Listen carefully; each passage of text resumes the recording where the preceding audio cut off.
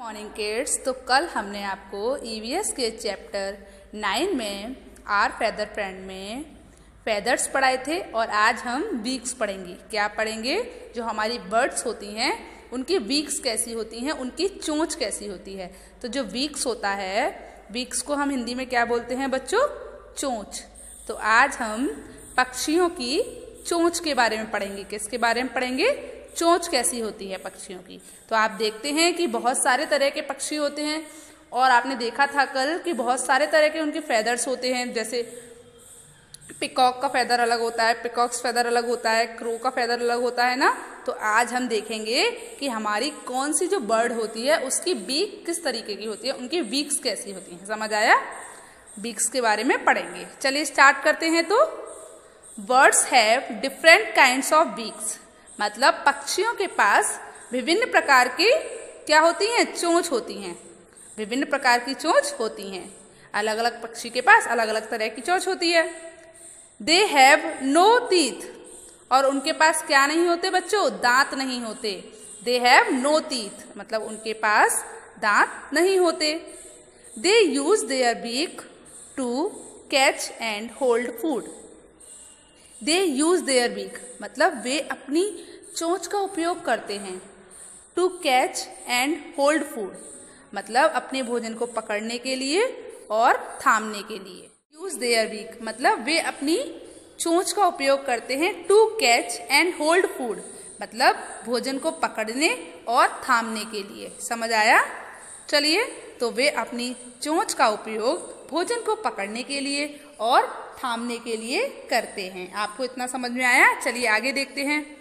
The shape of birds beak tells us about the kind of food it, मतलब जो उनकी चोंच होती है, चोंच का जो आकार होता है वो हमें बताता है कि हमें वो उनके भोजन के बारे में बताता है।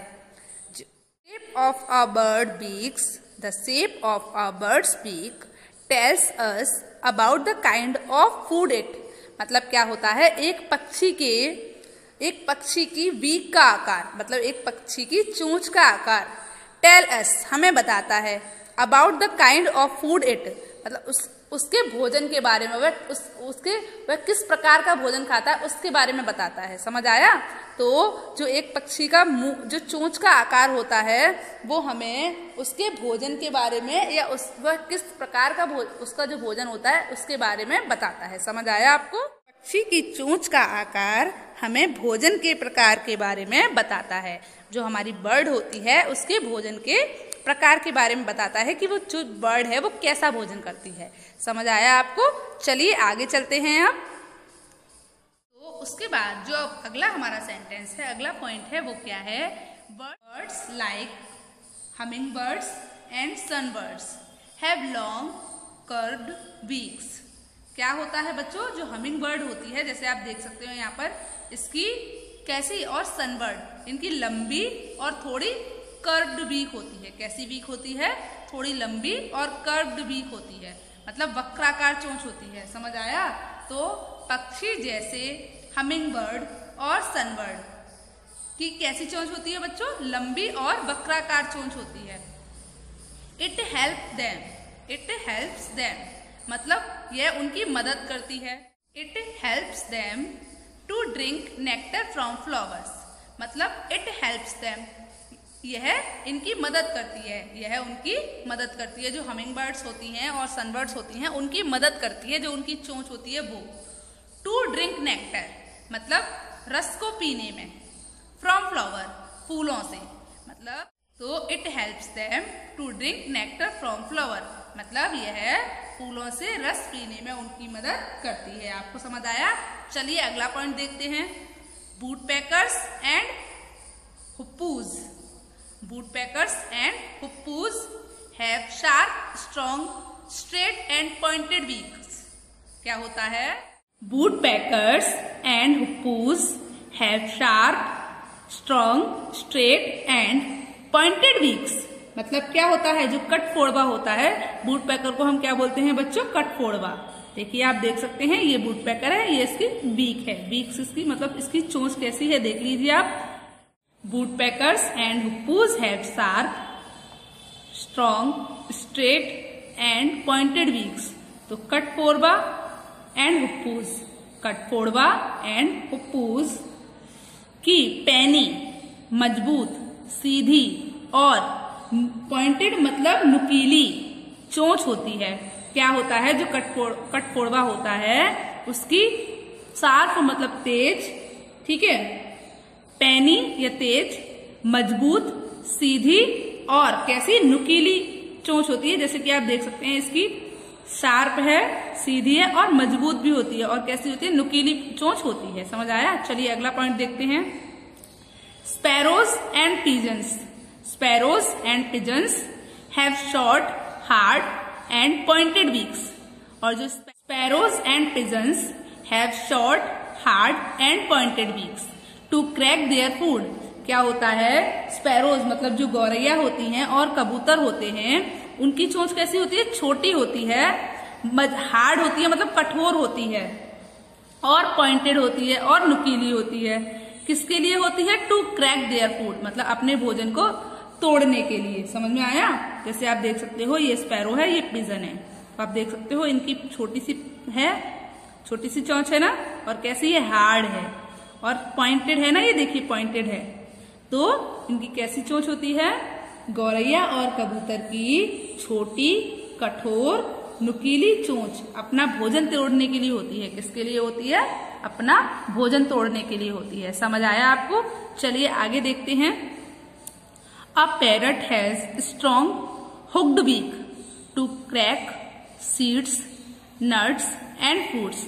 आपने देखा है जो पैरट होता है उसकी थोड़ी हुक्ड टाइप मतलब हुक के आकार की उसकी चोंच होती है। आपने देखा होगा कि जो तोता होता है उसकी थोड़ी मुड़ी हुई मतलब हुक के आकार की चोंच होती है, मुड़ी हुई हल्की सी हुक के आकार की चोंच होती है। समझ आया। किसके लिए होती है, to crack seeds, nuts and fruits मतलब बीज, मेवा और फलों को तोड़ने के लिए। समझ आया। तो तोता की मजबूत मुड़ी हुई या फिर हुक के आकार की चोंच, हुक के आकार की चोंच बीज, नट्स मतलब मेवा, फ्रूट्स तोड़ने के लिए होती है। समझ आया आपको। तो तोते की मजबूत मुड़ी हुई या फिर हुक के आकार की जो चोंच होती है वो बीज, मेवा और फल तोड़ने के लिए होती है। आपको समझ आया। चलिए आगे चलते हैं।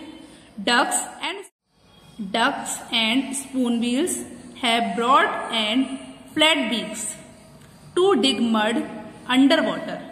क्या होता है, जो डक होती हैं और स्पूनबिल्स होती हैं उनकी चौड़ी, ब्रॉड मतलब चौड़ी और फ्लैट मतलब चपटी बीक होती हैं, मतलब चौड़ी और चपटी चोंच होती है डक की और स्पूनबिल्स की। कैसी बताइए, डक और स्पूनबिल्स की चौड़ी और चपटी चोंच होती है।